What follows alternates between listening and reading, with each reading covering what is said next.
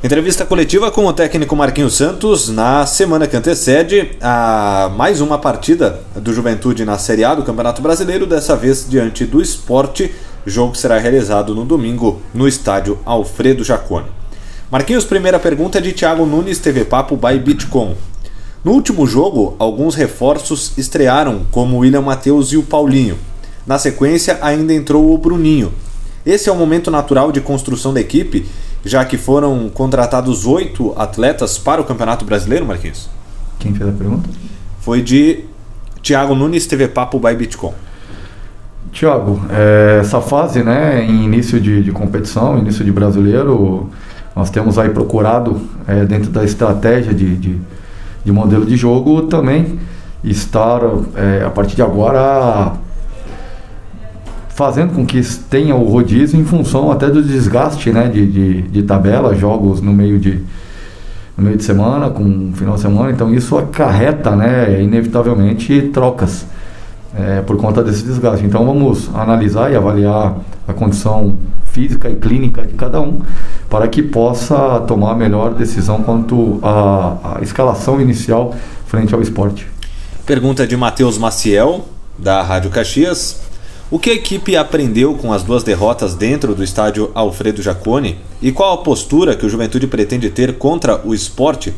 Para esse jogo, é uma possibilidade a utilização de mais um jogador de ataque como o Matheus Peixoto? Matheus, eu acho que o aprendizado, né, depois de 2 derrotas semelhantes, como aconteceram em relação e a forma como foi, nós temos que tirar aprendizado sim, sem dúvida nenhuma. E já passamos isso ao elenco, já passamos isso aos atletas, houve cobrança, né?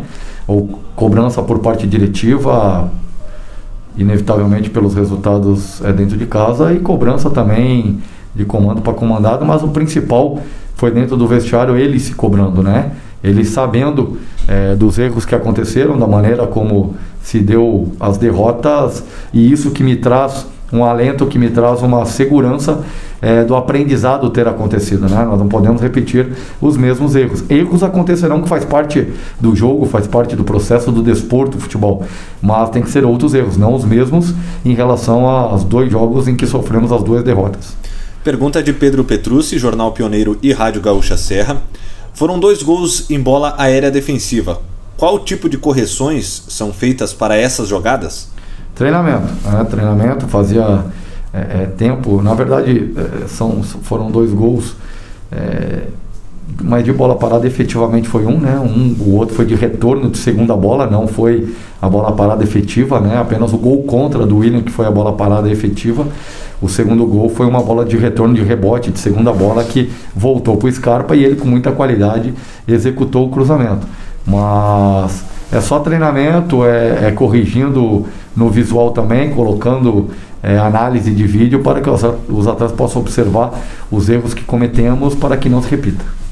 Pergunta de Rodrigo Cordeiro, da RBS TV. Marquinhos, por que o time não tem conseguido marcar os gols jogando no Jaconi? Rodrigo, é algo que a gente tem trabalhado, né? Nós temos criado, e o mais difícil no futebol é criar.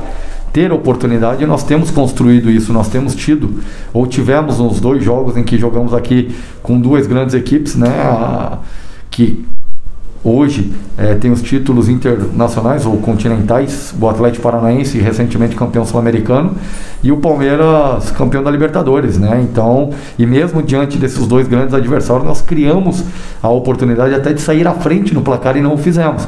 É passar confiança, é treinamento, é gesto técnico e tranquilidade para que possam os gols começarem a acontecer. Esperamos que seja a partir de domingo frente ao Sport. Pergunta de Fernando Leonardi, Rádio Portal da Bola. Como está o aspecto mental dos jogadores após as 2 derrotas com componentes parecidos dentro de casa? Fernando, eu diria para você que o jogo foi sentido, o vestiário pós derrota, né, frente ao Palmeiras, ele foi pesado a nível mental.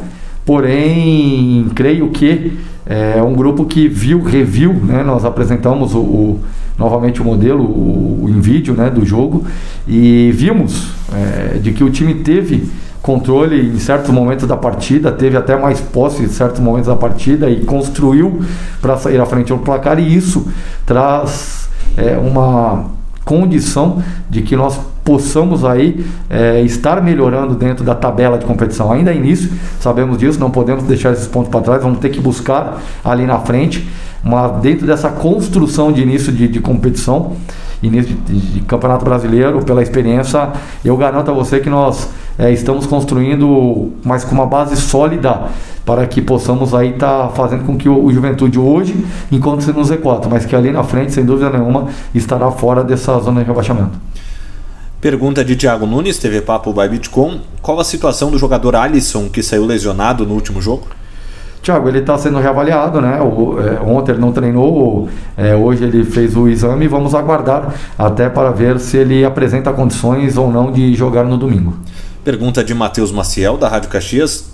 Você pretende repetir a forma que o Chico foi utilizado no último jogo?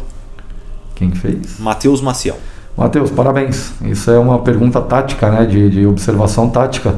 E realmente o Chico, ele dá essa flutuação, né? Essa oportunidade de mexer taticamente pela característica dele, né? Não é um jogador que se prende à linha de fundo, que tem até mesmo o drible. É um jogador de intensidade, um jogador dinâmico, um jogador de movimentação, que nos oferece essa condição de estar mexendo dentro da partida com a parte tática e de maneira estratégica. Ele é um jogador inteligente que consegue pegar e analisar e assimilar, melhor dizendo, os trabalhos realizados como estratégia em relação aos adversários. Então é uma pecinha que eu gosto de ter sempre nas minhas equipes montadas aí, que eu chamo de coringa, que faz 2, 3 funções dentro do próprio jogo. Pergunta de Pedro Petrucci, Jornal Pioneiro e Rádio Gaúcha Serra. Marquinhos, o Sport apresentou uma solidez defensiva no último jogo, utilizando 5 jogadores na última linha. Qual a melhor estratégia para superar esse bloqueio? Pedro, é característico dos times do Humberto, né? Humberto montou as suas equipes montadas desde que ele assumiu, teve a oportunidade no Guarani, e assim foi no Vila, por um espaço curto que ele permaneceu lá. No Curitiba ele teve essa característica, e na Chapecoense. Equipes bem montadas, equipes bem estruturadas defensivamente, bem sólidas defensivamente. A equipe do Sport também vinha sofrendo nesse início de comando dele, e achou, dentro desse modelo aí, ficou mais solidez, ficou com uma situação muito mais sólida, né, defensivamente. E nós temos que criar argumentos individuais, argumentos táticos coletivos, para que possamos sair de uma retranca, de um ferrolho, de uma situação que ele construiu muito bem frente ao Grêmio e trouxe o resultado positivo, conquistou o resultado positivo. O mérito, se jogou por uma bola, se foi por bola parada, não interessa, ele foi feliz na estratégia e na condução da partida que ele adotou frente ao Grêmio. Pergunta de Fernando Leonardi, Rádio Portal da Bola.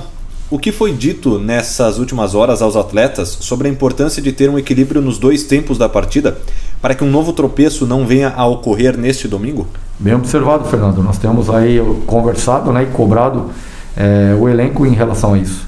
Tu não pode fazer 2 grandes primeiros tempos como foram feitos em relação ao Atlético Paranaense e Palmeiras, em que tu acaba enchendo, né, a inspiração, a confiança, e volta para um segundo tempo em questões de 5, 10 minutos tu coloca tudo a perder.